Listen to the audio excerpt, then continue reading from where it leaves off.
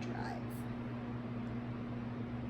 Now, normally people with cerebral palsy, it affects them differently.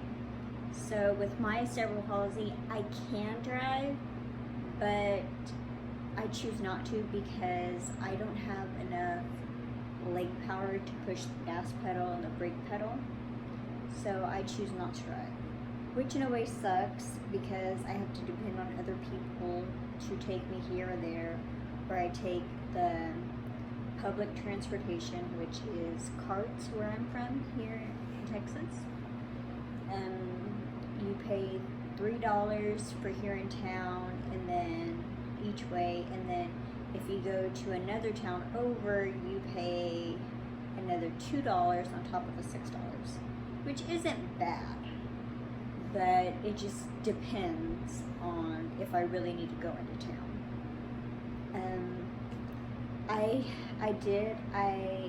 When I was, I'm trying to think, 17, 18, I did try to learn how to drive. I got pretty good at it. I just, with my eyes right now, or back then my eyes were still kind of messed up, you know, I still couldn't see all the way, and then my legs were pretty weak then too.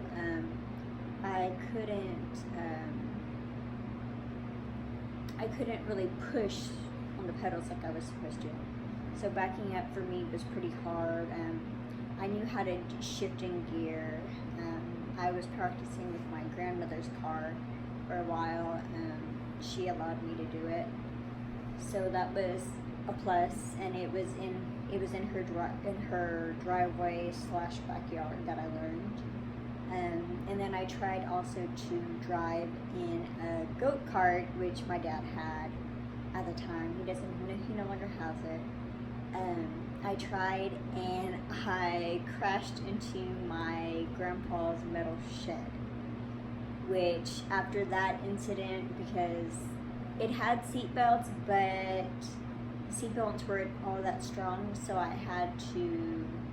when I crashed, I think it was with my sister or my dad, I'm not sure who it was, that was in the passenger seat with me. We both went forward, and it shook me very hard, and for me, I had to be careful and, you know, not to hit my head because of my shunt, and so that like really put fear into me when I drove. So it just really scared me. It kind of shook me up. So ever since then, I haven't driven.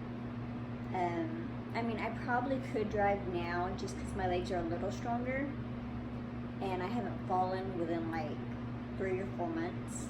No, I take that back, within like 2 months, I should say. So, so that's a plus, but I just don't know if I trust my legs all that much. I do know of different companies that make certain tools to help a person with cerebral palsy be able to drive. So it can push on the pedal. You know, you would have to just push or hold the stick thing, and it would push automatically for you.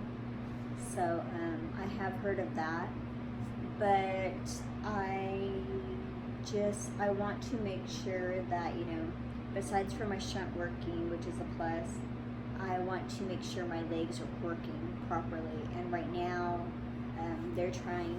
my doctors are trying to get me into physical therapy to strengthen them better, so I don't have accidents where I fall and I can't get up by myself, or I fall and I have to pull myself up with a coffee table or a chair, or sometimes my ES animal will try to nudge me towards an object or furniture or whatever, so I can push myself up. So it is very different in that way. So I just want to make sure I have the ability to have strength in my body, just with my legs and my arms especially. So I would just want to be careful with how I do it. So, and then driving for me would be my feelings towards it would be, I would be excited because I would have my own car or whatever, a used car, it doesn't matter. You know, just as long as it's transportation, so I wouldn't have to rely on other people. Because, you know, I do understand sometimes other people, or the people that take me, you know, sometimes they do get tired of taking me, and I understand that. And, you know, I appreciate them, you know, I show them love, I give them praise for taking me. So,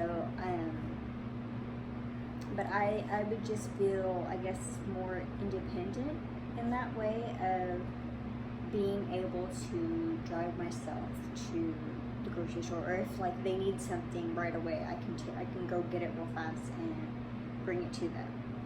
So I would feel like that would be helpful. But, and then like another thing that is, I guess, hindering me from relearning how to drive is my memory is not so good. It's not as sharp as it was. Several years ago, well, I take it back, not several years ago, about 2 years ago, I had a brain infection. And so they did about 4 or 5 surgeries just in that week that I was in there. And it affected me, it affected my memory. My long-term memory isn't as effective as my short-term, because I'll leave something on the stove, like for example, like I said, you know, I'll leave something on the stove that I'm cooking and I'll forget about it. Like this one time I was cooking some chicken noodle soup and I forgot about it. I left it on the stove because it was, you know, I was waiting for it to get hot and boil, and it just wasn't going. So I left it there, and then my dad came and told me, he goes, "Were you cooking something? Or are you cooking something?" And I was like, "Yeah, why?" He goes, "'Cause something's over here burning." I was like, oh my gosh. So that's how quickly my memory, my mind can slip that I'm doing something or remember something. So it is very difficult for me to remember. If I were to take the test, or if I were to do, you know, just do the written test or study, I would easily forget everything I learned. So it is very difficult for me in that sense. So I'm praying to improve my memory also, as well as strengthening my legs. So we will see how it goes.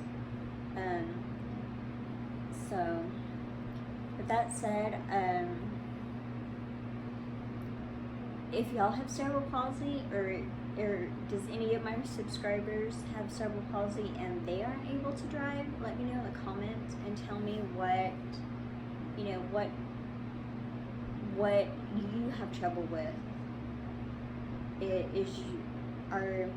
How do I put this?